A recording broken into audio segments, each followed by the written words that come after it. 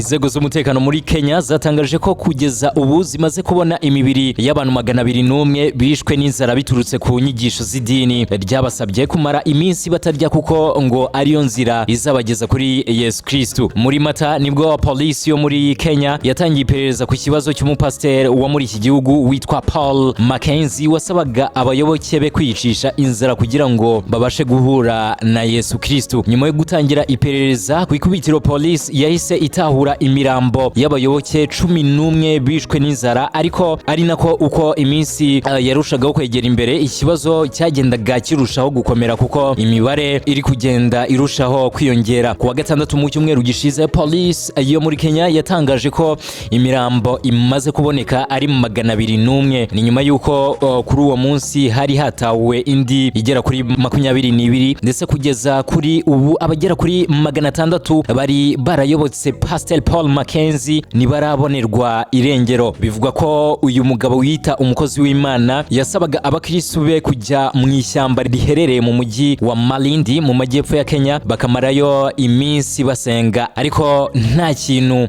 bakoza mu kanwa. Ni ukuvuga ngo bamaragayo iyo minsi yose batarya, batanywa, batanoga. Iri shyamba ni naryo riri gutahurwamo imirambo ya bamwe muri abo bakristo. Kugeza ubu Pasiteri Paul Mackenzie yamaze gutabwa muri yombi kugira ngo akurikiranwe n'ubutabera. Nyuma yo kubona uburemere bw'iki kibazo, Perezida wa Kenya William Ruto yashyizeho itsinda rishinzwe gukurikirana kugira ngo gisesengurwe haherewe mu mizi. Ndetse ku cyumweru ubwo yari mu rusengero muri Milimani yijeje ubutabera kubagizweho ingaruka n'izi nyigisho z'ubuyobe. Ati ndabizeza ko guverinoma ihereye mu ndiba igiye gusesengura neza ikibazo cyabaye. Mu gihe gito inzego zacu z'umutekano ziri gukora cyane kugira ngo turusheho gukemura ikibazo cy'abantu bakoresha nabi amadini ku buryo bamwe babiburiramo ubuzima. Perezida William Ruto yavuze ko guverinoma ya Kenya iri gukorana n'amadini kugira ngo harusheho kurebwa uko yabwiriza ijambo ry'Imana ariko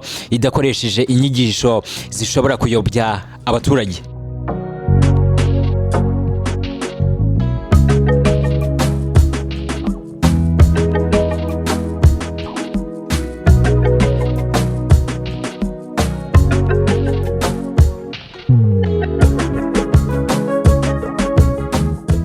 Imbwa ikomoka muri Portugal inafatwa nkaho ariyo ikuze ku isi yuje imyaka 31 y'amavuko. Iyi mbwa rero byatumye ikomeza guca gahigo yagezeho bwa mbere muri Gashyantare 2023. Muri Gashyantare nibwo Guinness World Records yatangaje ko iyi mbwa izwi ku izina rya Bobby ariyo ikuze cyane kurusha izindi ku isi. Ku wa gatandatu tariki 13 Gicurasi igikorwa cyo kwizihiza isabukuru y'imbwa mu birori byabereye ahazwi nka Kwankaza mu majyepfo ya Portugal. Rene Castro utunze iyi mbwa yavuze ko ibirori byo kwizihiza isabukuru yayo byitabiriwe n'abarenga 100 birangwa n'imihango n'ibirori bya gakondo byo muri ako gace ko muri Kwankaza muri Portugal. Uyu mugabo yakomeje ashimangira ko kuva Bobby yaca gahigo ko kuba ariyo mbwa ya mbere ikuze cyane ifite imyaka myinshi ikomeje gusurwa n'umubare munini w'abantu biganjemo abanyamakuru baturuka hirya no hino ku isi nk'uko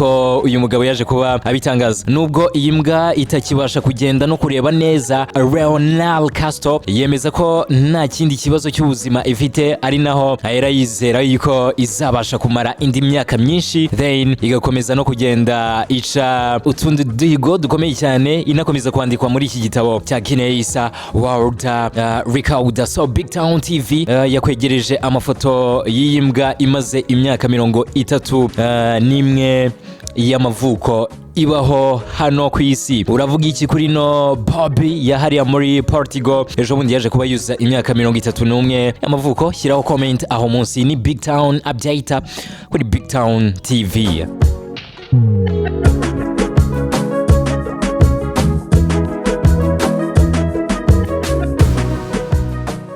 Rapper Jay-Z akomeje kotswa igitutu n'umusore w'imyaka 30 y'amavuko uvuga ko yamwihakanye kandi ari wese umubyara. Page 6 yatangaje ko amakuru ifite ari uko umugore witabye Imana mu mwaka wa 2019 witwa Wanda Sata mu bihe bitandukanye yagiye ashinja Jay-Z kuba yaramuteye inda akiyakana umwana yabyaye. Amakuru yatangajwe mu buhamya bwasizwe n'uyu mugore avuga ko Jay-Z yahuye nawe mu mwaka w'1992. Icyo gihe ngo barishimanye biratinda bigera naho baryamana, ngo bakoresheje agakingirizo ariko kubw'amahirwe make kaza gucika, ari nayo yabaye intandaro yo gutwita kwa Wanda Sata.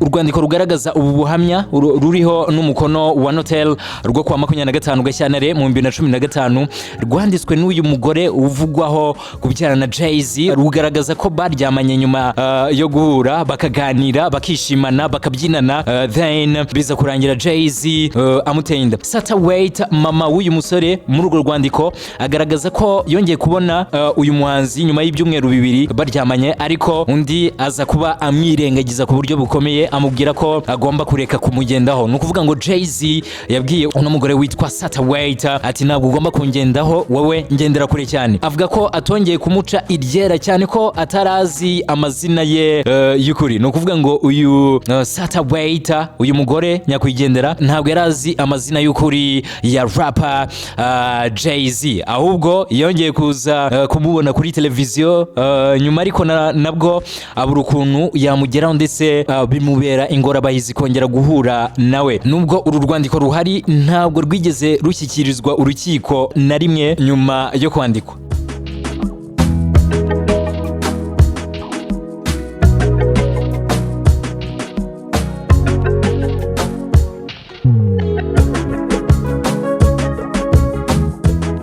Uru rwandiko rwongeye guca ibintu mu itangazamakuru nyuma yaho umuhungu wa Wanda Sata bivuga ko wabyaranye na Jay-Z yongeye gusa n'ubura iyi dosiye, akongera kwiruka inyuma y'uyu muhanzi avuga ko akeneye ko amwemera nk'umwana we. Uyu musore wiswe Ramel Sata aheruka kujya mu rukiko asaba Jay-Z ko yakwemera ko babapima ibizamini by'uturemangingo ndangasano. Bivuga ko kuva afite imyaka 21 mu mwaka wa 2012 uyu musore yashatse kugaragaza ko uyu muhanzi utunze miliyari zirenga 2 z'amadolari ari se, ariko bikarangira Jay-Z agiye amukwepa avuga yuko adashaka gupima DNA.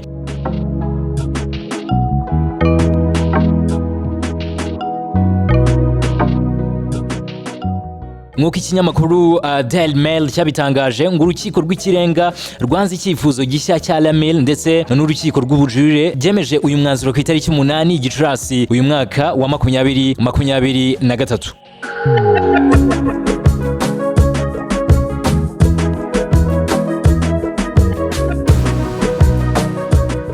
Page 6 yatangaje ko hari amakuru yakuye mu nshuti za hafi za Jay-Z avuga ko atigeze amenyana n'uyu mugore, bivuga ko babyaranye ndetse ko naho bigeze bahurira. Izi nshuti za Jay-Z zikomeza zivuga ko uru rwandiko bivuga ko rwanditswe n'uyu mugore rugasinywaho na noteri rwatangajwe na Daily Mail narwo rushobora kuba atari urw'ukuri cyane ko nta hantu bigaragara ko rwitabajwe na rimwe mu rukiko.